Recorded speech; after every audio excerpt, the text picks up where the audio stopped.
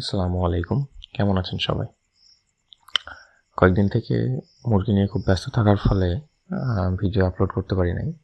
আজকে একটা ভিডিও নিয়ে আসছি। দেখতে পাচ্ছেন আপনারা স্ক্রিনে। শিং মাছ, দেশি শিং মাছ।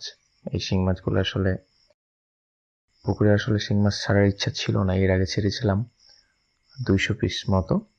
এখন আজকে সকালে ঘুম থেকে ওঠার পরে দেখি বাবা শিং মাছ নিয়ে এসছে পুকুরে ছাড়ার জন্য। তাই ছাড়লাম। বেশি এখানে হয়তো 20-25টা হবে। এটা আমার ছেলে। ও একটু সিক, অসুস্থ আছে। সবাই দোয়া করবেন ওর জন্য। তারপরে ওই ম্যাঙ্গো আইসক্রিম খাচ্ছে। বুঝতেই তো পারছেন চাঁপাইনবাবগঞ্জে আমের রাজধানী। এখানে আম দিয়ে বাসাতেই তৈরি। আসলে আইসক্রিম বাইরে খেতে চাই, কিন্তু বাসাতেই তৈরি করে আর কি দিই। তো এই মাছগুলা ছাড়বো, শিং মাছ পুকুরে। তার আগে একটু পানিতে পুকুরের পানির সাথে মাছগুলার যে পানি তা একটু ম্যাচ করার চেষ্টা করব।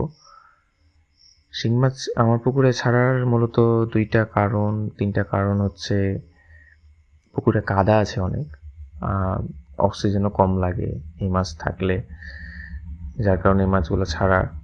এর আগে শিং মাছ ছাড়া হয়েছিল 200 পিস মতো, কিন্তু শিং মাছ যখন ধরতে গেলাম তখন শিং মাছ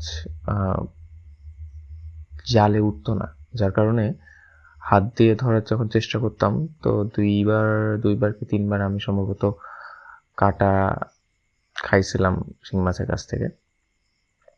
এখন এই যে আপনারা দেখলেন যে আমি শিং মাছ যখনই ছাড়বো, আপনারা যেহেতু থাম্বনেলে দেখছেন, এই শিং মাছ ছাড়তে ছাড়তে আজকে এইখানটাতে একটা অভাবনীয় ঘটনা ঘটে যায়। সেটা হচ্ছে যে শিং মাছ ছাড়ছি আমি, ওই সময় একটা ঢোড়া সাপ এসে আমার একটা শিং মাছকে ধরে নিয়ে যাচ্ছে।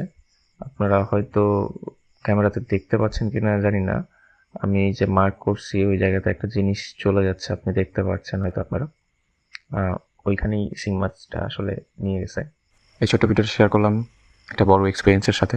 আশা করি ভিডিওটা ভালো লাগবে। যদি ভিডিওটা ভালো লাগে তাহলে অবশ্যই লাইক, কমেন্ট, শেয়ার করবেন, সাবস্ক্রাইব করবেন আমার চ্যানেলটা, পাশে থাকবেন। আস্তে আস্তে কন্টিনিউয়াসলি ভিডিও দিব। সবাই ভালো থাকবেন, যেখানে থাকবেন সুস্থ থাকবেন। আল্লাহ হাফেজ।